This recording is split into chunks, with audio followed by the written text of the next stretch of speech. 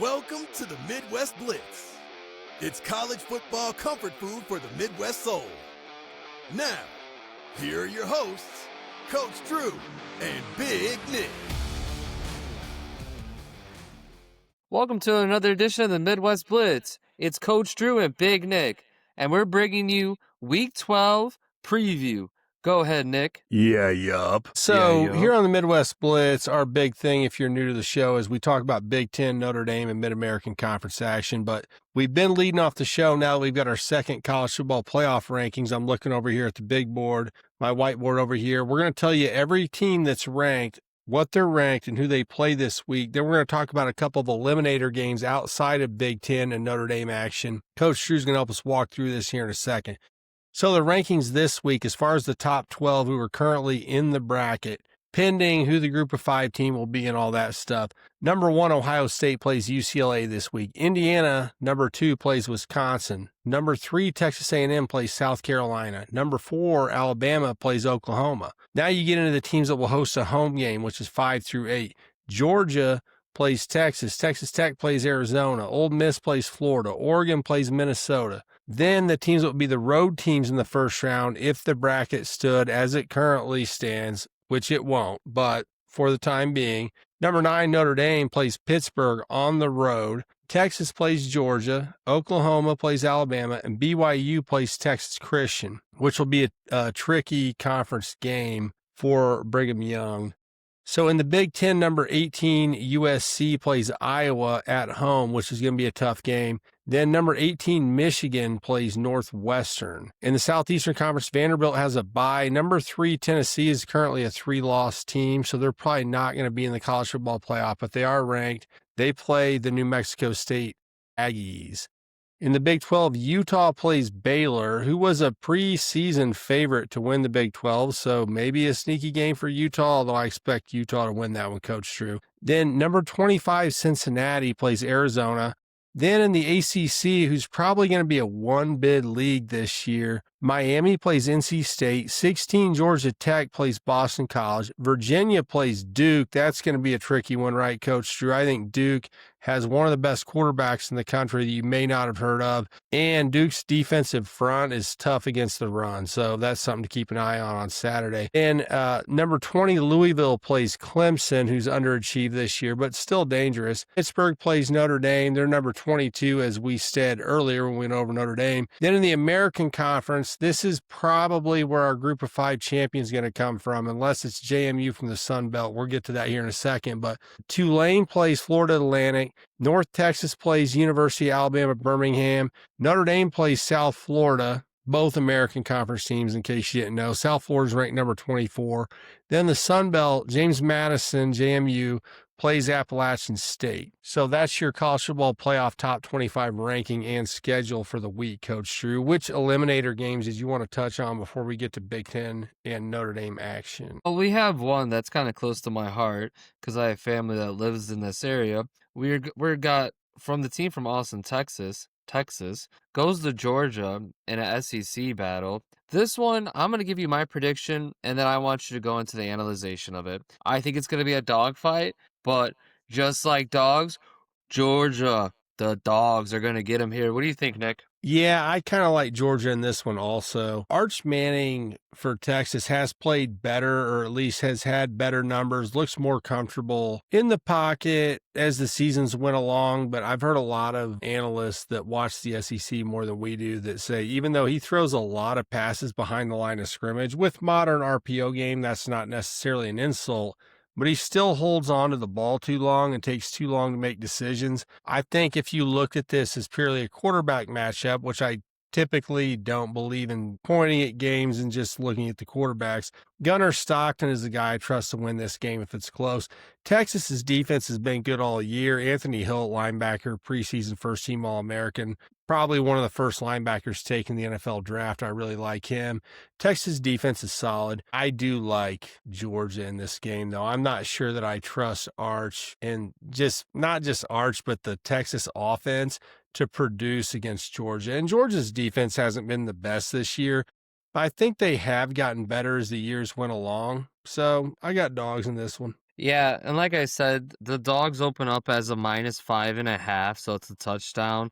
I do see actually a field goal difference. I see it a little closer, so I think Texas does cover. I don't know. I just have this weird feeling there are two teams.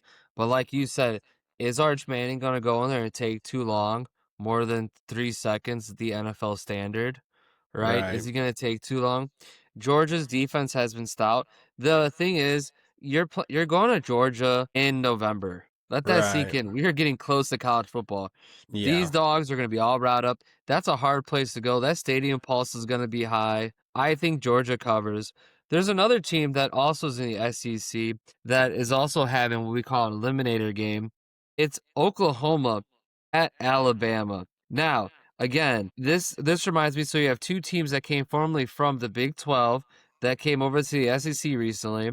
I'm going to roll with the OG SEC team here as well. Alabama. Oklahoma hasn't been consistent, even with the quarterback getting his hand fixed and, everything like that. But I think Alabama wins this one. What do you think, Nick? I agree with you, Coach Drew. We didn't even go over these matchups before the game, but that's two teams as of recent that I've been waiting to, I would phrase it as self-eliminate. Texas, because I feel like their offense has been carried by a strong defense all year. I've been waiting for them to get knocked off. They already have 2 losses. And I feel the same way about this Alabama game because John Mateer has just not been the same quarterback that he was before the hand surgery, and that's no disrespect to him. We've talked about this on the Midwest Blitz multiple times, but for my Indiana Hoosiers last year, Curtis Rourke had a similar surgery on his throwing hand in the middle of the season, and then his ball was never as tight afterward. And Mateer's been the same way, and Mateer is more of a runner, and Mateer has not ran as aggressively. And Mateer's running game is a big part of the Oklahoma offense. And I've been surprised that they've squeaked out some of the games that they have since he got hurt. I think it's a matter of time before it catches up to them that he just can't produce at the same level he could before. And that's not an insult to him. All the respect in the world for him for being a badass and going out there and fighting for his team and all that. But Drew, I don't think he runs as aggressively because I think he's afraid of that hand getting hit. And I do think he's got an NFL future. And even if you don't, or if I don't, he does, and people around him do. Before he got hurt, Drew, he was a fucking dog running the ball. And he's just not the same. He's just not the same player right now. So I just don't like the Sooners right now. I've been waiting for them to, like I said, self-eliminate because of the injury more than anything else. Their defense is pretty good, but dude, somebody's going to exploit their offense eventually because it's obviously weaker with him and the condition that he's in. Yeah, so that's what we're talking about here with the Oklahoma quarterback. There's been windows that were really, really big, like big windows, and he just misses them because of either being the timing off or just not being, his hand. It's a hand feel. Quack, And quack, quack, going, quack, quack, quack. He's throwing ducks, yeah, Drew. He's throwing he ducks. is throwing ducks. Well, Yeah. I think, and again, like we talked about, this game's going to be interesting. That game is the 2:30 game, and the Texas and Georgia is the 6:30 game. So you almost get to be able to watch a good 11, 2:30, and 6:30. So you'll have time to go around. I do want to mention, too, Alabama has, according to strength of schedule, compared to all the other teams in a mathematical formula, technically has one of the hardest SCOs and still puts up decent numbers. While Oklahoma hasn't played as much tough competition, I think Alabama's going to be battle ready for these games. Same thing with Georgia. Those two guys are very interested to see. I'm not trying to say SEC is the best conference. That's not what I'm trying to get here, folks. But based on evidence that we have carried over from other teams and other comparisons, that's what we get to that conclusion. That was a good There's point, Coach Drew, about Alabama, because they have played a tough schedule, so they are battle-hardened, so not the same Alabama team that maybe we saw earlier in the season. Although I have a question, when is Alabama going to be able to run the ball against a good defense? Oklahoma's had a good defense for most of this season, as far as I'm aware. I feel like they have something to prove, to me at least, about being able to run the football against a good team, because they really haven't. They even struggled to run the ball against Wisconsin, which if you've been with us on the Blitz for a while, we've talked about since the pre-conference early September slate. But that is a question about Alabama. Are they going to be able to run the ball against Oklahoma? And then going into the college football playoff, I definitely think that Alabama deserves to be ranked in the top 4 right now. But I look at them compared to some other teams I see, and I see a deficiency as far as running game. Yeah, and again, Kirby Smart at Georgia playing in November. This isn't Nick Saban's Alabama in November, so we'll see. We'll see what has changed. There's actually a trap game we actually want to talk about before we get to Notre Dame and Pitt. We were just talking about this a pre-combo.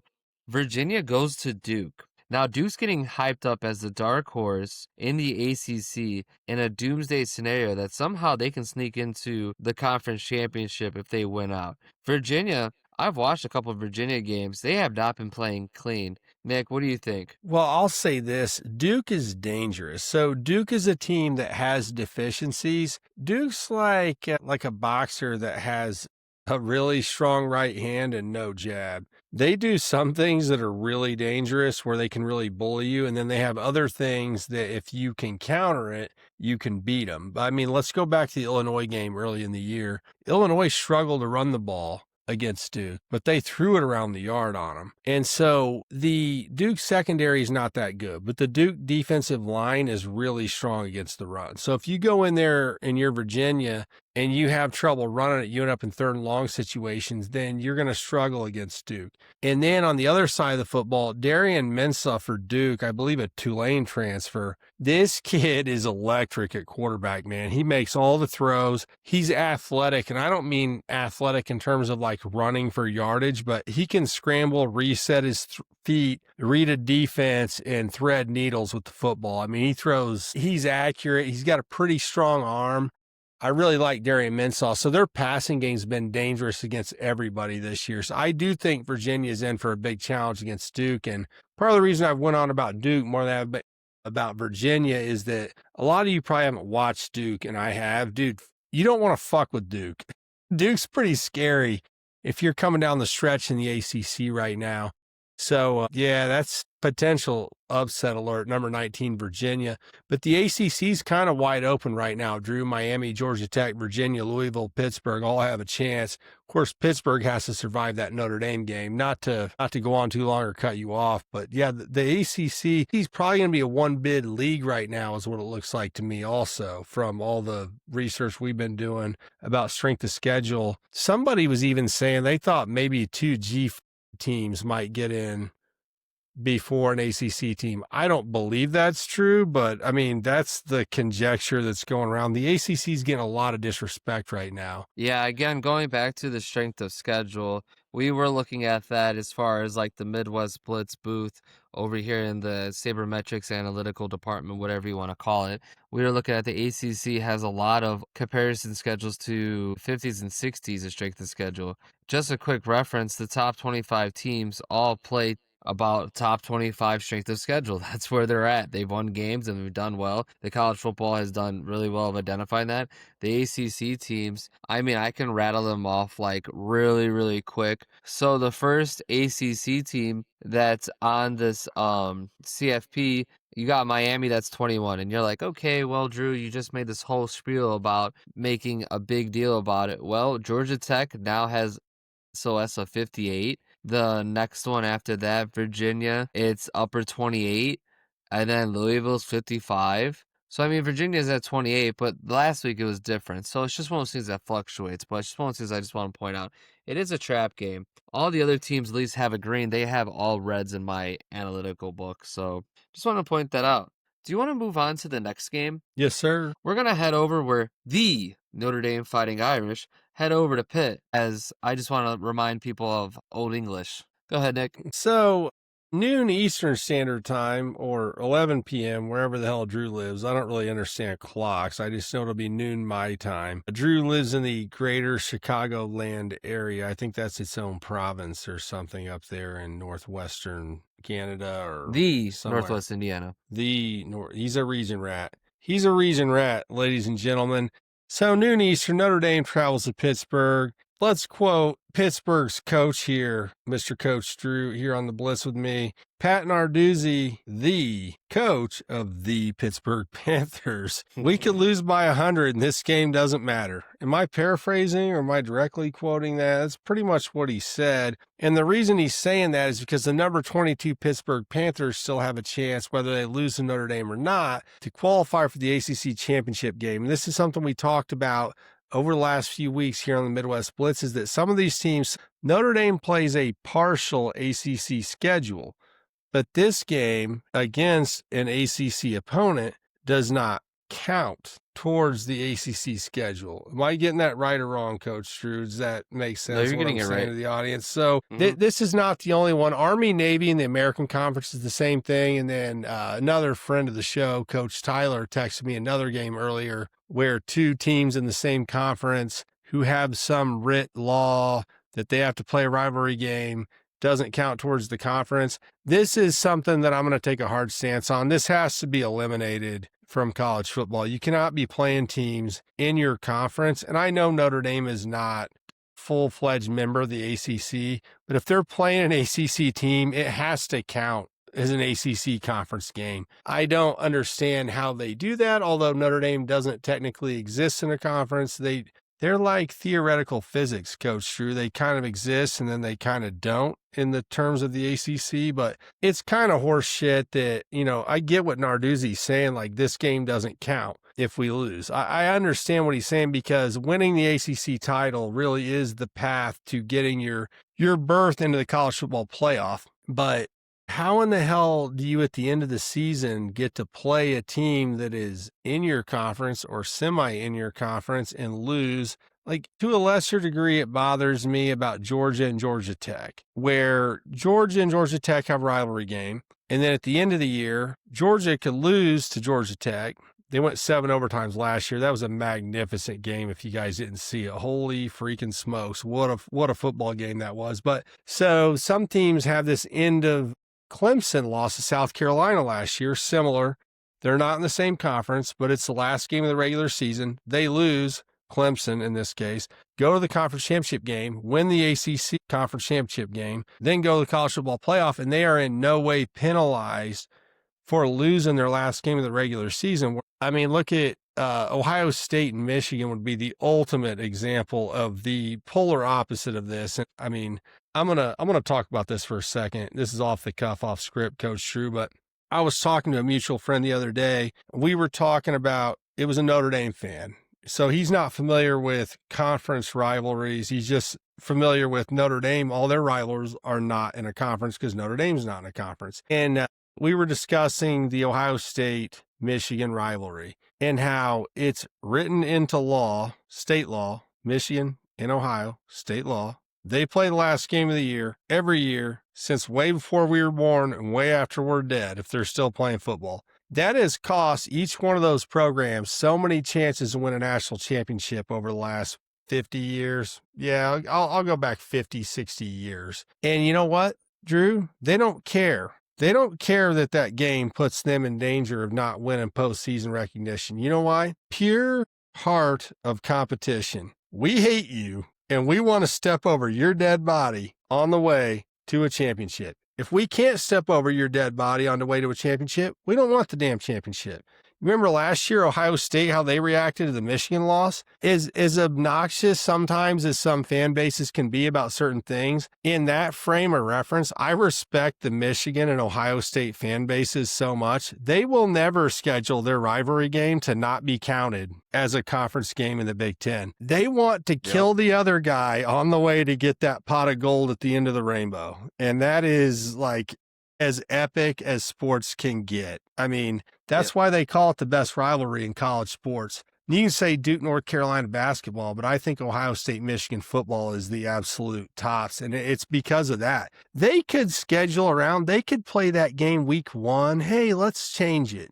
Hey, let's change tradition. No, the tradition is the heavyweight title fight for both of them is that last game of the regular season. And I just absolutely love that. That is just pure epic college football. Yeah, I wonder with the planting of the flag that Michigan did, that actually helped Ohio State come together, because I remember watching it, and I was just saying to myself, I'm like, yeah, they're not gonna go far. And that's also when they're questioning, well, how far Notre Dame's gonna go, and then boom, national championship, crazy times. So with Notre Dame playing Pitt, I'm really interested to see what CJ Carr is doing. CJ Carr, we've talked about this before. He's a freshman redshirt. He's had experience in the playoffs, preparation, and all this stuff. He's been around, he's been cooking, right? Marinating, doing what he needs to do, right? And you told me this, and I agree with you, because I thought about myself as a student athlete, right? You're like, okay, he's a freshman redshirt in November. He's basically a sophomore. Let's stop. Oh, he's a freshman redshirt. Yeah, it's a great trait, but he's played so many games up to now and taken spring reps and everything. Like, he's not a freshman coming out of high school. Plus, he redshirted last year in the national championship. So, well, especially based on his play, he's almost a junior now. It's his third year of college football. He took first-team spring reps this year. It's his second year in the offense. Dude, CJ Carr he's been terrific all year. I'm not going to wax poetic about CJ Carr. Maybe somebody can put up a side-by-side of him and Riley Leonard last year and how they both wore the number 13. I know some people like to get really romantic about that. It kind of weirds me out, but CJ Carr's way better than CJ Carr's way better. CJ Carr is, yeah, Drew's referencing the announcer week 1, I believe, against Miami when they were like, he ran for a touchdown. They're like, is that Riley Leonard? And I'm like, no, it's not Riley Leonard. He's better than Riley Leonard. And he has proven me correct, which is partly why I'm such a big fan of his at this late point in the season. CJ Carr is an absolute leader at quarterback. Really fun to watch. He competes at a top level. And for his first year starting, I mean, he looks like an absolute pro prospect. I think early in the year I said he was the best freshman quarterback in the country. I have to kind of take that back because he's not really a freshman because it's his third year. He's a sophomore, right? He's a redshirt sophomore. But the best freshman is Sain, but the best first-year starting quarterback is also Julian Sain, but next has to be CJ Carr. Julian Sain. The Julian Sain. Sorry, I should have saved that for the later segment about Ohio State, but yeah, Carr has been awesome this year. So Pitt has the number 2 running defense in the country on paper. They have not played a lot of teams that have a good rushing offense. Well, they are going to face one when the best backfield in the country heads to Pittsburgh, and you got Love and Price coming down the pike at you. I think Price is one of the best kick returners. As we say, we love that Price. The price is right in South Bend right now. There's no doubt about that. The kick return he had against USC that me and Coach Drew were there for was amazing. I don't think Pittsburgh's, air quotes for you listening on audio only, number 2 defense in the country is not going to stand up to this Notre Dame rushing attack. Notre Dame's going to play games with them. If they load the box, Carr's going to throw it over the top. I saw some PFF numbers on his downfield completion percentage, and they're among the best in the country. They're very comparable with Fernando Mendoza, Heisman Mendoza for Indiana. Yeah, I just don't think that this Pittsburgh defense is going to be able to stand up to Notre Dame's offense at all. Here, okay, let's go to the other side of the ball.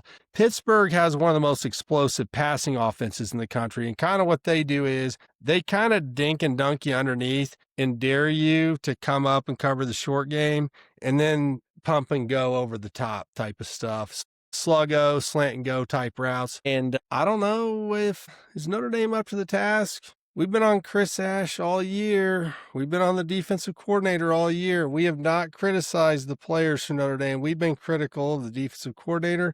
You know what? I think they are up to the task this week. This is kind of how I see this going. I think that they might get one deep, but they're not going to get more than 1 or 2. I think that Notre Dame's defense has matured, and I don't think that Pittsburgh has played athletes like Notre Dame has in the secondary. I think Notre Dame has simplified their concepts on defense, where they're now not confusing themselves by running too many different schemes, as we've talked about here on the Blitz. They've simplified it down to a few different concepts that work for them, and they are going to make it hard on this Pittsburgh offense that is on paper and has been one of the most explosive passing offenses. I think Notre Dame's going to do just fine in this game, Coach Drew. I had to I had to throw a little head fake in there on the Chris Ash thing, though, because we've been doing that, and I've been catching some shit for it from the Notre Dame fans. So we'll see what you guys have to say about that. I think Notre Dame's going to be just fine in this game. I think they're going to run the ball right down the pike. I think they're going to do it effectively, and I think defensively, Notre Dame's got one of the best rushing defenses in the country.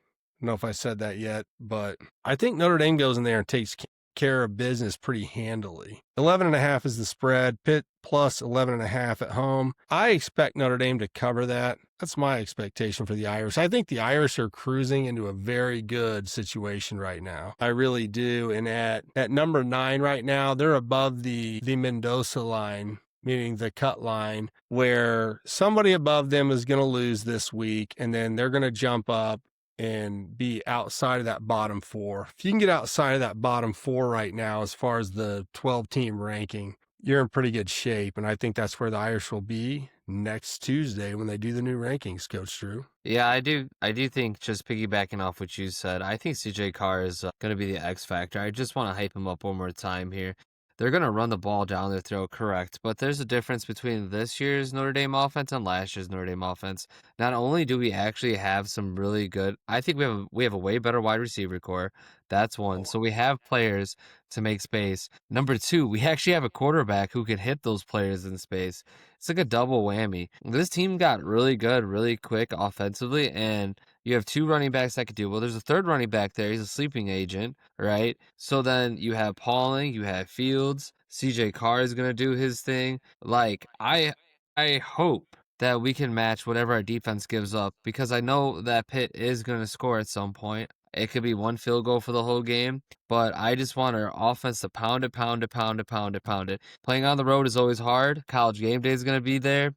The fans are going to be excited. Nobody likes Notre Dame. Everybody hates their strength of schedule, but yeah, I just wanted to say that. Do you want to head over to Friday's game? I think Fields, Faison, and Reardon at tight end are going to have big games this week. Not to mention Love, who's going to be in New York for the Heisman presentation before you know it. Yeah, we had the next game. We're at Oregon, Coach Drew. Yeah, we're at Oregon. Minnesota travels to Oregon on a Friday. Hopefully it's nice and sunny in November there. I heard it likes to rain. Rains water? Question mark? Go ahead, Nick. Hey, Oregon said no sun, rain, and clouds, no problem at Iowa last week. I mean, they really took care of business against Iowa in an impressive road victory. I'm not sure whether their all-conference tight end is going to play this week. I think he's questionable right now. I'm not sure whether 5-star freshman star wide receiver Decorium Moore is going to play this week. But I do know that Dante Moore is going to be there at quarterback. And whether he starts with chicken soup or chicken shit, he's going to make chicken salad out of it by the end of the game, because the Ducks are going to run the ball. And Dante Moore, who his numbers have not been as good at the end of the year, the last few weeks, but he's a leader. He's a competitor. And this Minnesota defense is below 100th in the country now in both running and passing defense. Dan Lanning at home this week is going to have a good game plan. Now, here was my first note that I made on this game, Coach Drew, because Oregon, now ranked number 8, was number 9 in the first CFP ranking. But they had been around number 6 for a while in the coaches poll and the AP poll, which we don't have a lot of respect for, but there was some consistency there that they were the number 6 team in the country. CFP had them below that, and they had been penalized for what we described to you guys here on the Midwest Blitz, if you haven't been watching, as what do they call it? Strength of record, which is how well you played versus your schedule, regardless of your strength of schedule. Meaning, if you played a bunch of weak teams and beat the hell out of them, like Indiana did last year, then you're rewarded for basically style points, like beating teams badly that you should beat badly. And Oregon had been penalized for that. So, Coach Drew, if Oregon doesn't cover the spread this week, if this ends up somehow being just a 14-point game when the spread is 25.5, are they going to hold that against Oregon again after their impressive road victory against Iowa last week? I would be really upset if they did. Do you think that's still in play, or have they kind of knocked that dust of doubt off of themselves after the victory they had last week, the last second win? I'm going to hit you with something like some nerd stuff. So in computer science, we go down if and statements, right? That's kind of like imagining you ordering a pizza, right? First you ask, what kind of pizza do you want? And then you go into size, and you go into like all that stuff and whatnot, right? Here, I'll hit you with one. Is Oregon in the SEC? No. So yes, it does matter. And then we get back to bloop, bloop. So SRR does matter for Oregon because they're not in the SEC. Maybe if they want to leave our conference to go there, maybe they'll get more respect. Who knows, right?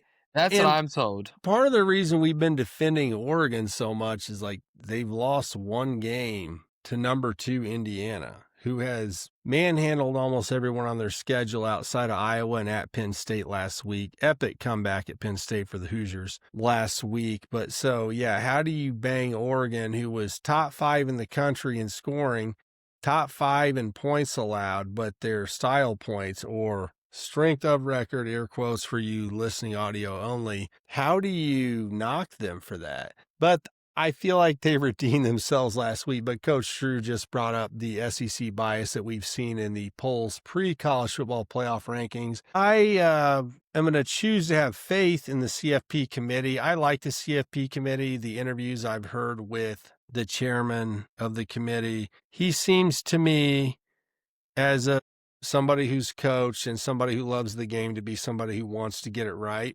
So we'll find out. Oregon should win this game, whether they cover or have style points or not. They still have USC and Washington on the schedule after this week, which is not an easy end of the season for the Ducks, but I think the Ducks are going to be just fine. Yeah, absolutely. Do you want to head over to where you live in Bloomington as the Hoosiers? The Hoosiers of Indiana, ranked number 2 in the country currently by the CFP committee, hosts the Wisconsin Badgers, who got a win last week, Coach Drew. So last week's over. Wisconsin got a home win, which is good for them. We celebrated that for them last week. Their students had some fun on the field after the game with the players. We were happy about that. Wisconsin comes into Bloomington, Indiana, the new center of the college football universe. As far as I'm concerned, I am located in Indianapolis and love the Hoosiers and love Bloomington, full disclosure. This is not going to be a hospitable welcome as the Hoosiers welcome the Badgers in. Wisconsin, what did we say? They had 4 or 5 players that threw a pass last week, and they were like 6 of 18 passing and somehow managed to win against Washington, which has eliminated Washington's chances of making the college football playoff, although Washington is a talented team. There's no question in my mind that Indiana wins this game.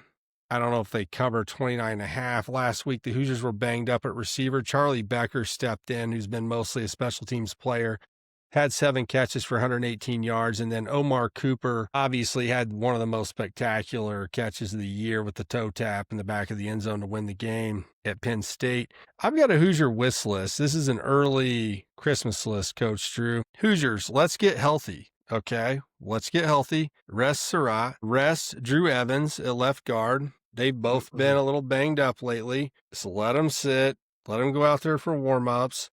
Let's get healthy. Let's have a 0 interception game for Fernando Heisman. Let's just let him go out there, throw the ball around a little bit, get a lead, let his little brother come in and get some stats. They can celebrate on the sideline. We'll all enjoy that. And you know what else I want, Coach Drew, that I really enjoyed last week? I want a smile from Coach Cignetti again after the game. I don't know if we're going to get that, but I would love to see it again. It was fun to see Cignetti actually happy last week. A guy who was from Pennsylvania that got to go into Happy Valley and get a win last week. That was fun from Coach Cignetti. I'm not sure we're going to get another smile from Cignetti this year unless they win the national championship, but it'd be fun to see that. I'd like to see a D'Angelo Ponz interception, although I don't think Wisconsin's offensive staff is dumb enough to throw at him very often, if at all, this game. Or an Aiden Fisher sack. Aiden Fisher accounted for 2, not 1, but 2 turnovers last week, a fumble recovery and an interception. Aiden Fisher, All-American linebacker. I think he'll be first-team All-American this year. That's my early Christmas wish list for the Hoosiers. Hoosiers. So I believe the same thing. I think Wisconsin, the difference was they were at home last week. This week they're on the road. That's a whole other demon. We talk about that stadium, Pauls. Right.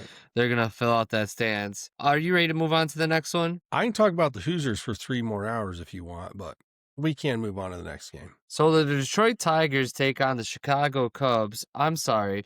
Michigan Wolverines play Northwestern at Wrigley Field. So now instead of playing on a JV football field, they're like, you know what? That baseball field is not being used anymore. The Cubs aren't in the playoffs anymore. They were eliminated earlier. I don't want to get into too much baseball, but yeah, in November, usually there's no baseball being played. So you got Northwestern against Michigan, old school football. History, believe it or not, which you'll learn about. Stay tuned.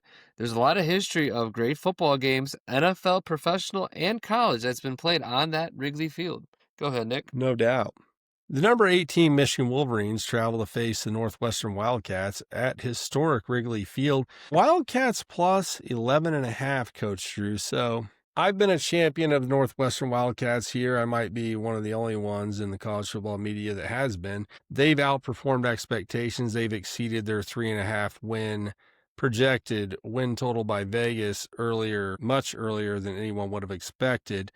I'm not calling for a Northwestern win here, but Northwestern is better than people think, thus the 11.5 point spread, which I may have thought would have been 14.5 or 17.5 or something like that. Can Northwestern slow down the Michigan running game? They could. I think it's possible. My Michigan insider, Michigan Mitch, who is literally a historian and a history teacher, thinks that Michigan has kind of been keeping it close to the vest. They've been just trying to get wins. I mean, they won a game that was closer than we thought against Purdue recently. And his take on that game was, look, they're not out here searching for style points. They know their path to the CFP, and they know what matters in Michigan and what matters in Ohio that we talked about earlier, which is the Ohio State Michigan game, the game, as we've talked about here on the Midwest Blitz, the most legendary rivalry in college football. So are they going to come out and try to blow Northwestern out? Or are they going to be able to get a lead and milk it? And here's the thing too, Northwestern went to USC last week and in the first half fought their ass off and should have been up 21-14 at halftime. And then they had the interception by defensive lineman that then turned into a forced fumble, that turned into a touchback, that turned what should have been a 7-point lead at halftime into a 7-point deficit as Maeva led a Maeva-esque, he's self-glossing in my own mind. He's like, oh, I forced a fumble. We got a touchback. I'm going to lead my own 2-minute drill after forcing a fumble as a quarterback. Northwestern had a pretty, I think that that's a loss for Northwestern that is mentally hard to get over. Are they going to be able to recover from it at Wrigley Field? And I'm not saying they're going to come out and lay an egg, but I think that Wrigley Field is going to be full of more Michigan fans than it is Northwestern fans. I feel like this is going to be a home game for Michigan, basically. So I think Michigan has a good chance to cover this 11.5. Could be a low-scoring affair. I didn't check the over-under, but if you're a gambling man, as we are here on the Midwest Blitz, you might check out the over-under if you're wanting to bet something. I'm just not sure, though, about the Wrigley Field thing for Northwestern. I'm not sure that really plays in their favor. What do you think, Coach Drew? You're closer to Chicagoland than I am. Yeah, I think Michigan's going to handle this. They're going to have fun. They're going to be playing on a baseball field. It's going to be different than playing in a normal field. There's going to be definitely way less seats than they're used to on a home game. I mean, I will say Wrigley does have more than where they would be playing Northwestern with the 2 bleachers. So, I mean, give or take, right? Michigan's going to try to turn up. They're going to have a lot of fans with them. Wrigley Field, there's a lot. Chicago actually is an epicenter for a lot of, because they have the Big Ten foundation there and everything. So, like, a lot of people migrate there after they graduate Big Ten schools. So, there's a lot of Big Ten pride there. And besides Northwestern, Michigan is, let's say, a better football program in the past than Northwestern has. So they'll be represented well. I think Michigan covers easily. Bryce Underwood with a touchdown. Rushing. Mark it. You heard it here first. I got that. It's a prop I bet. got that. I like that. You want to go back to Los Angeles, Coach Drew? California Dreamin'? California Dreamin' are the Iowa Hawkeyes plus 6.5 as they head to face the USC Trojans. And before we get into this particular matchup, which number 21 Iowa at number 17 USC, USC very much still in the hunt for a college football playoff spot. If you guys aren't aware, the roster violations by USC under head coach Lincoln Riley this year, there was one last week, and I believe there was one a couple weeks before where, a couple weeks before, they had a running back who was not listed on the active roster who came in the game and ran for a touchdown. If you haven't coached football before, this is like an ultimate Bush League move. You've got guys not listed on the roster you're putting in the game and then putting the ball in their hands in a critical situation on the goal line. So that was a few weeks ago. Last week, they put a quarterback in the game wearing the wrong number. He was wearing the number of the punter in punt formation. I reported this, so they ran a fake punt with a quarterback in the game disguised as the punter and converted. This is just the most horseshit, lack of respect for the game move that I've ever seen out of a college football coach. I mean, besides off the field cheating. Lincoln Riley is a fucking cheater. The university should be ashamed. I think he should be suspended for at least a game. You cannot gloss over this. And this is something I'm going to make a whiteboard video about. If you guys have not watched our whiteboard videos, we do little fun explainer videos where we go over little football concepts. And this is something that I'm eventually going to do a video about. So if you're on defense as a coach, it's 4th down. So you are looking to see, do we think they're going to fake a punt? So you're looking at the personnel that comes on the field. You're looking just at the jersey numbers because they have helmets and shoulder pads on. So if the guys are roughly the same size and they're wearing the same number, you think it's the punter.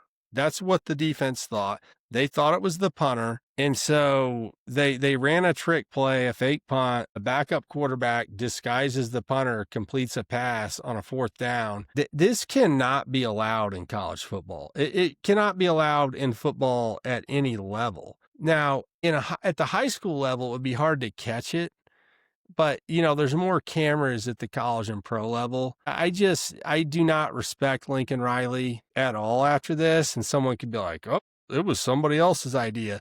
These are basic tenets that all coaches agree to because, like I just said, in game, the way you make your play calls, especially as a defensive coach, is by looking at the jersey numbers. And so for them to run a backup quarterback out wearing the number of the punter, I don't think a monetary fine is enough. Now, I think they only got fined $5,000 for their last violation when they put a running back in the game who was listed as inactive. I had to touch on that. So the Hawkeyes travel to USC. Can Iowa hold Iowa down as well as Nebraska did a few weeks ago? I think that they're capable of doing it, but I love Iowa. I don't love Lincoln Riley. I love Iowa. He's a great competitor, great passer of the football, explosive wide receivers. Mekhi Lemon and Jacoby Lane are fantastic. But USC was held down by Nebraska a few weeks ago. I think Iowa's capable of dragging this into a close game and kind of a dogfight. My Iowa insider was kind of concerned about Iowa going to the West Coast. Apparently, they have not performed well in those types of situations or performed their best, maybe I should say. I'm totally rooting for the Hawkeyes in this game, even though with 3 losses, they're probably not getting the college football playoff, but they could knock the Trojans out here. This is an eliminator game for USC. So let's go to the run game for USC versus the Iowa defense. Oregon ran for 260 yards against the Hawkeyes last week, which I was pretty shocked by. I don't think USC is capable of doing the same thing. I don't think their offensive line is as tough in the running game. If this Iowa defense with Llewellyn and Herkett and Sherrar at linebacker and the boys, if they show up and play their best football, I think that they can slow USC's their running game down, force Iowa into some long yardage situations. I do think it's possible.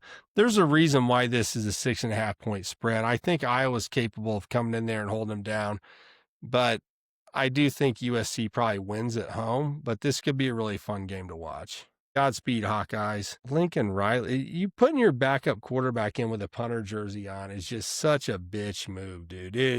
There's no respect for that at all. None. Well, the announcers, I remember watching it or seeing a highlight of it. The announcers didn't even know that wasn't the punter. And then also, too, talking about Bush League, they don't have names on the back of their jerseys.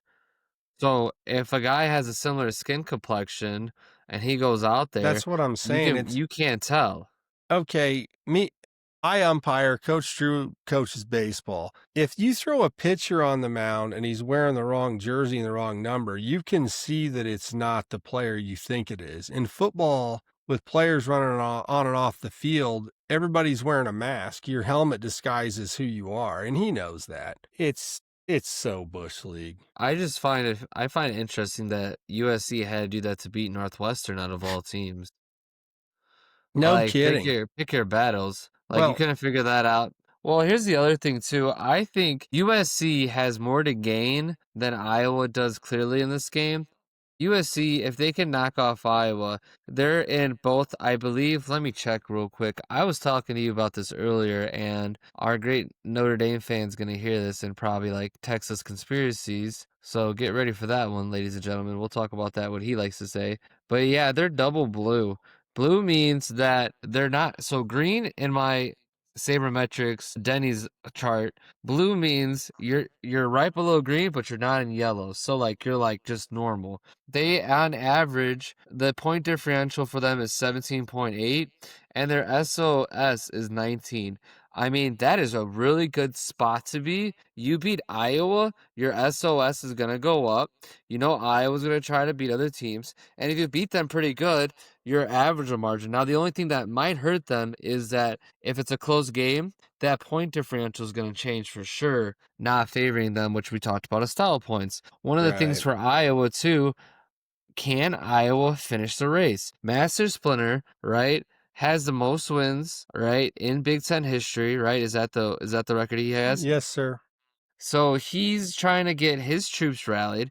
There's players that are on Iowa that are trying to play for Sunday. And you know what? If I'm an NFL scout, you know where I want to be on a Saturday? If I have to scout a team, I would love to be in sunny Los Angeles with 63-degree weather in November. It's a different 63 degrees. It's not a Midwestern 63. It's a California 63. So, I mean, I would love to be there as a scout, and I just feel like Iowa, can they finish the race is the question here. Yeah, I have no question in my mind that Iowa's going to come out and play their ass off on Saturday. I don't think this is, some teams there will be a letdown because we're probably not making the college football playoff now. I don't think you're going to get that out of the Hawkeyes on Saturday. I think they're going to come out and they're going to try and have a fist fight with you in the trenches like they do every week. It's going to be misleading when I make the Eliminator thumbnail and it shows Iowa again, but this time we're analyzing USC and people are like, wait, their ranking went down? What happened to Oregon? Did they both collapse? And no, this is what's interesting. The CFP has given Iowa a shot to the outside looking in. Now, do they control their own destiny? No, they don't control their own destiny. But they have to finish the race. Whatever that race looks like, they have to finish it, and things in front of them. Ohio State still plays Michigan. Oregon plays Washington. That's a rivalry game. USC, I think, also plays Oregon coming up. I mean, there's these games that are still there that can ultimately sneak them in. They're 4-2 in the Big Ten. Finish the race. That's all I got to say. Finish the race. Can they do it?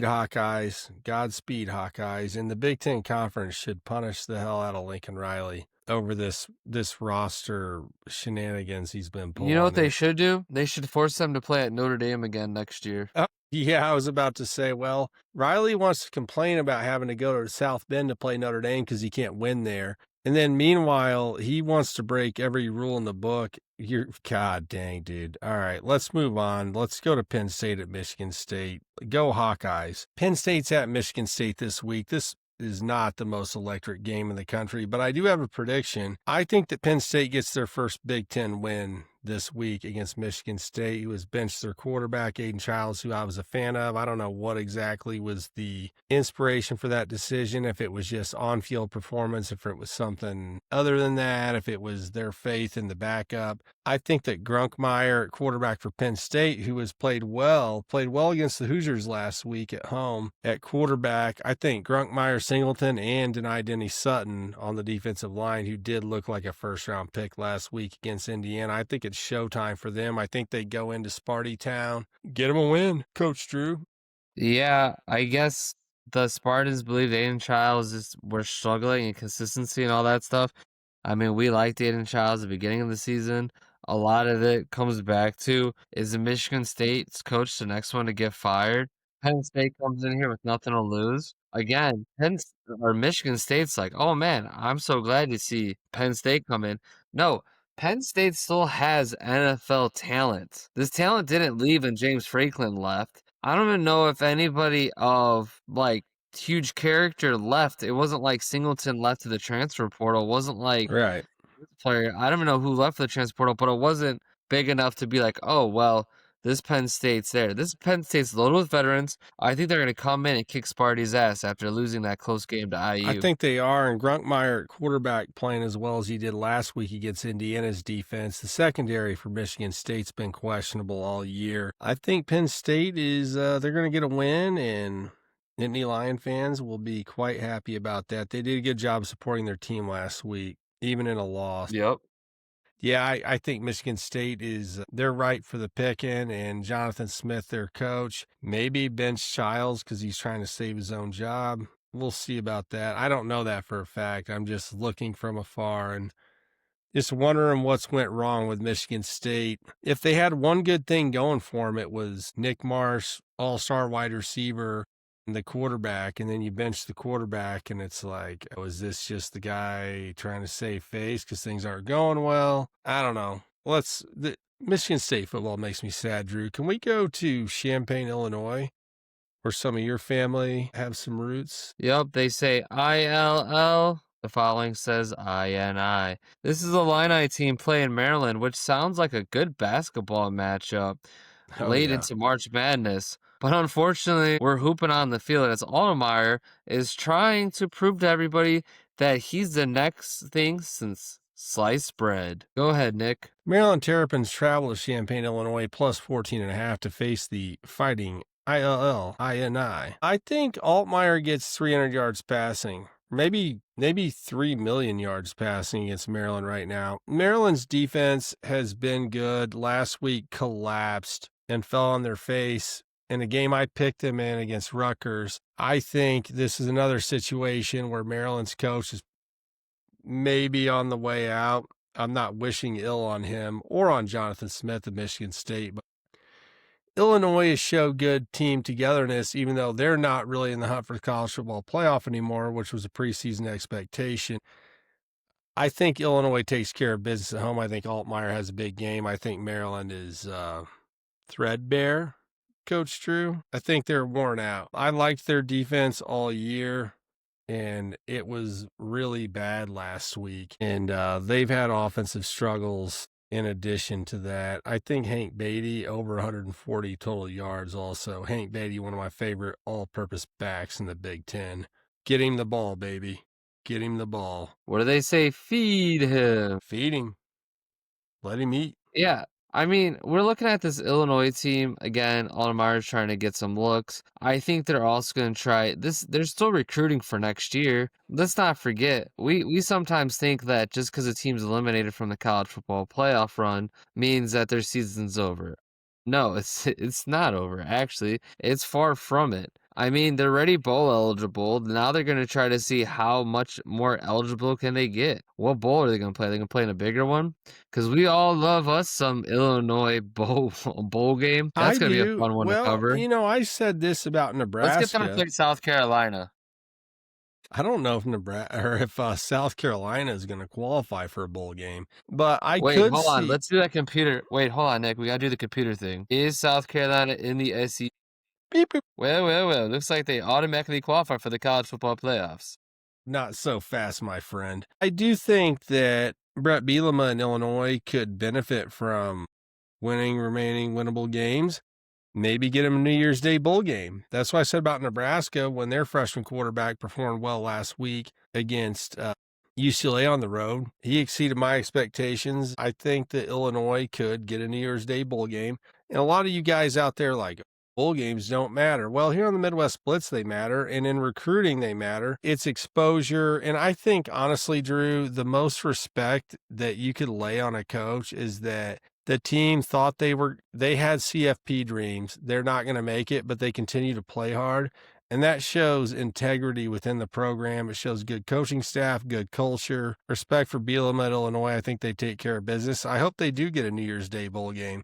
Maybe they can't play South Carolina. Who would we like to see Bielema antagonize in a New Year's Day bowl game this year, Coach Drew? Is there I don't know. Lane Kiffin is probably going to make the college football playoff. I'm looking at the big board here. What coach would we like to see Bielema antagonize? I want to see him antagonize somebody. I'm trying to think whose skin he can get under pretty easily. Let's come back to that in the Midwest goodbye. The Midwest goodbye.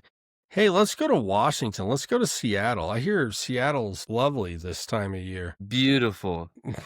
Gorgeous. Purdue travels to Seattle, Washington to play the Huskies. Purdue plus 15.5 at Washington. Could Purdue get their first Big Ten win on Saturday? I was going to say, hell fucking no. But how is Washington going to react after the egg they laid at Wisconsin last week? As an IU fan, I can't say that I'm rooting for Purdue, not in public anyway, but Washington pretty much rolled over like a dog and let Wisconsin pat their belly last week. I'm not sure they deserve another win, especially since I bet them and they rolled over, like I said. Maybe Purdue goes up there and gives them hell. Who knows? Purdue was going with a 2-quarterback system with Brown and Malachi Fields. Fields more the runner, Brown more the passer. I bet Washington doesn't cover. Do they just stop playing after last week? I'm just not sure I have a lot of faith in the Huskies right now. And we were high on the Huskies and Coach Jed Fish earlier in the year, but that performance last week was abysmal. I mean, you're ranked in the first college football playoff rankings and you come out and you smell like a wet dog after that game. No offense to my dog that's laying the floor next to me, but holy smokes. Well, no matter what Purdue does, it's been an improvement since last year. They already have collected 2 wins. The bar was 1.5, and they did it. So let's not knock Purdue too hard now, okay? I'm not. I think the coach deserves all the credit in the world for doing a good job this year. I mean, dude, he had one returning starter who's now injured. Devin Mockabee, I think he's kind of a Purdue legend for sticking around. He's a John Purdue guy. I think they're going to go up there and compete. Now, do they cover? Do they win? I don't know. But I don't know. After what Washington did last week, it's hard for me to say anything nice about them. And they can't run block. No. They haven't run block for Jonah Coleman all flipping year. So they're not going to come out and run it down your throat. I mean, if they do, that would be pretty sad for Purdue. But I think Purdue's defense, which has been horrible at times, has gotten better. They did pretty well against Michigan, I thought. I was impressed with Purdue's effort at Michigan. I mean, they were clearly outmanned, but... I got you. You ready to go to the next one? Let's go to Buckeye. Let's go to... Well, let's hold on. We have to start this correct. According to laws, hold on. I got you. Right. According to, sorry, our lawyers had, hold on. Let me pull this out. Our lawyers said this. According to the Midwest Blitz and LLC and shareholders, whatever Coach Drew says is not a reflection of the Midwest Blitz. Viewer discretion is advised. He's also not allowed to travel during Ohio State during the college football season. And he's also can only say positive things and smile through this whole segment. Thank you. Okay, Nick, you ready? UCLA Bruins travel to the Ohio State University in the Columbus, Ohio, the number 1 team in all the land, the number 1 defense in all the land, even better than my Indiana Hoosiers. The Ohio State defense has been, I say that with full integrity. UCLA plus 32.5. My, oh my. Let's talk about Julian. I don't think that's big enough. It's the cutoff point of where they stop throwing the ball. I think that's kind of where Vegas sets the line right now for these types of games for the Buckeyes. So the number one Buckeyes and Julian Sain, who I referenced earlier, we've said Julian Super Saiyan. We've said it all season. 80% plus passing percentage this year as a freshman. Is he now? I've said all year Carnell Tate, who was out last week, I hope he's healthy this week or healthy moving forward. But is Julian Sain not one of the most underrated players in the country at 80% passing? I think he's only got 2 interceptions. I mean, my boy Mendoza at Indiana is ahead of him as far as Heisman talk. And I mean, Julian Sain 100% deserves to be in the Heisman conversation right now. But I think that the embarrassment of riches they have at wide receiver detracts from his successes to observers. Do you think that's fair, Coach Drew, that, you know, if John Stockton gets 18 assists and 16 of them are to Karl Malone, who scores every time he gets the ball, does that make John Stockton less of a point guard? I don't know. That's a old school NBA conversation that's been had about Stockton's assist numbers. But I mean, Sain gets the ball where it's supposed to go. He actually did throw a pretty bad interception last week, but it was the first bad one that I remember out of the two. Mendoza threw a bad one against Penn State. It happens. You hold on to the ball too long, or you don't see somebody, or you force it in there. But I think Sain's one of the most underrated players in the country. Is it fair to dock him and his success because of the weapons he has? Because, dude, somebody's got to get the ball to those guys, and he's been doing it. Do you think that's fair, or how do we weigh that in terms of Heisman conversation and postseason awards and all Big Ten honors and all that type of stuff? I will say Ohio State has one of the best wide receiving cores that are in the college football realm. Most of those guys will be playing on Sundays. Most In of the them will world. be first round. Best In in the the world. In the world. So even Australian football too. So Yes. one of the things, okay, so you talk about that. Now, do they create separation? Yes. But here's the thing. If Jeremiah Smith creates separation breaking down 2 zones and he has a tight window and Julian Sain whips it to that side and he catches it, he gave that wide receiver an opportunity because of that ball, right? It would be different if these wide receivers were creating separations and balls were underthrown or overthrown. I mean, 80%, how many of those are deflections? Deflections aren't even counted in there. Those are 80% completed. So you give or take, there's probably a couple that have been deflected. What about drops? My dad was huge into this one. What about drops? Drops still count against the quarterback's completion.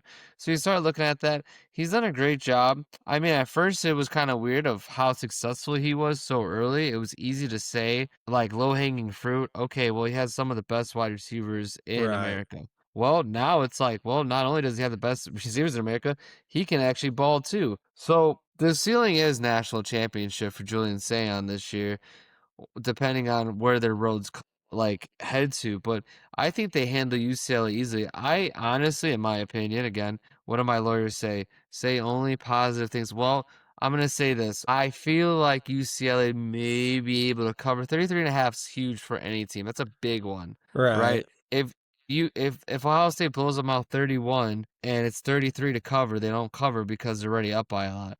Or, I mean, maybe they're just pissed at California teams. They just go ahead and blow them out.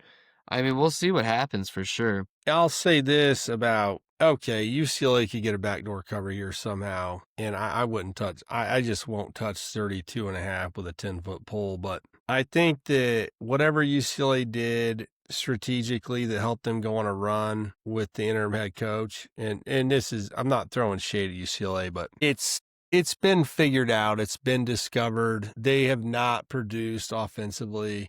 I didn't think that they would lose in Nebraska last week with Nebraska playing the freshman quarterback. Yeah, Ohio State very well may cover this. I'm not going to bet it. The Ohio State defense is just, they're spectacular, Drew. I mean, they're across the board so sound and so spectacular. Arvell Reese has emerged as maybe the best player on this defense. He didn't put up big numbers the last game, but that's what a great defense does. You don't have somebody that has 10 or 15 tackles every week, because if they run left, The guy over there tackles him. If they run right, there's somebody over there that tackles him. There's not some like Chicago Bears reference for you, Drew. Brian Urlacher used to go sideline to sideline and, he'd get 15 tackles in a game, and that was very normal. And no offense to the other defenders on those great Bears defenses, but this is not one of those situations in Columbus. It's the ball comes my way, it's in my gap, I tackle, I defend my area. Everybody does their job in Columbus right now. So I'm not sure what UCLA can get going offensively against Ohio State. Their defense is just so good. Yeah, absolutely. I think I think that wraps up the show. I think we're heading off to Midwest goodbye now. We are headed to a wonderful Midwest goodbye. Coach Drew, we saw the Irish lose a heartbreaker to the Buckeyes a couple of years ago. Was that 3 years ago now? Yeah, where the guy's knee was down. Where Notre Dame had 10 players on the field. Yep, the same play. Would you rather see Ohio State win the national championship or Michigan as a Notre Dame fan? Well, I will say this. I honestly kind of want Michigan to win, which now I just have a hit in the Ohio area. I feel like GTI just had 3 stars go above my head when I said that. Don't go east, young man. Don't head east. I'd rather Michigan win it, and I know I'm going to get some flack from maybe my Notre Dame buddy if he stays this long. But I think that sparks a rivalry again for Notre Dame. If they can still play Michigan. They're talking about it.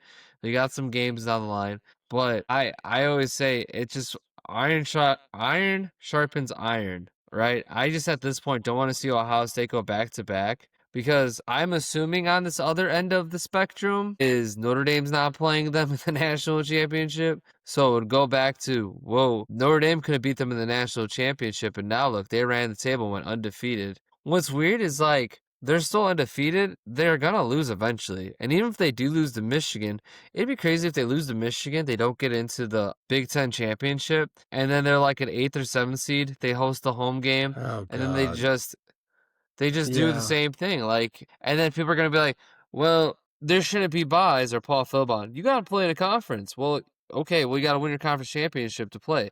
Then we're back to square one, which we had to establish. Well, what do we do at Notre Dame? So it's like, what do you want to do? How do you want to play this? Let's travel back approximately a year to when Michigan did beat Ohio State last. We've kind of celebrated the Ohio State-Michigan rivalry a lot in this episode because I guess we're getting to that time of year. I think that the Ohio State fans lost their minds, and I understand that because we talked about it earlier. So if we clip this and you watch this, we understand you want to step over the other guy's dead body on your way to a national championship. We respect that. I actually love that.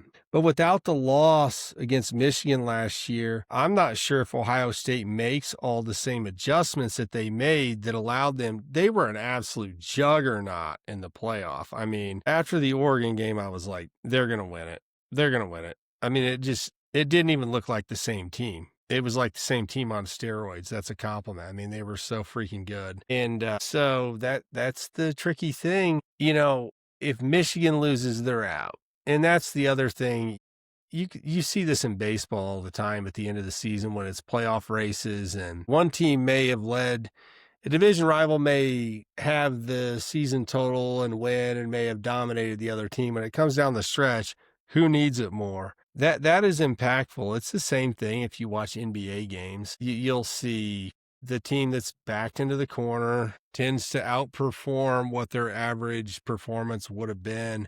I don't know. I'm looking forward to that game. I'm going to say this. If Ohio State beats Michigan, which they should, this Michigan team's not as good as last year. They don't have the same dominance on the interior defensive line that they had last year. So if Ohio State beats Indiana in the conference championship game, especially if they meet in the conference championship game, which is what we expect right now, I don't see anybody beating Ohio State if that happens. I just don't. I think they're the best coached team outside of Indiana and Texas A&M right now. They're the most complete team. If Ohio State has a deficiency, I think their running game is not dominant. I've talked to some college football diehards that study recruiting more than I do. And Ohio State has recruited elite offensive tackle talent. They don't recruit guys that are centers or guards as much as maybe some other teams do.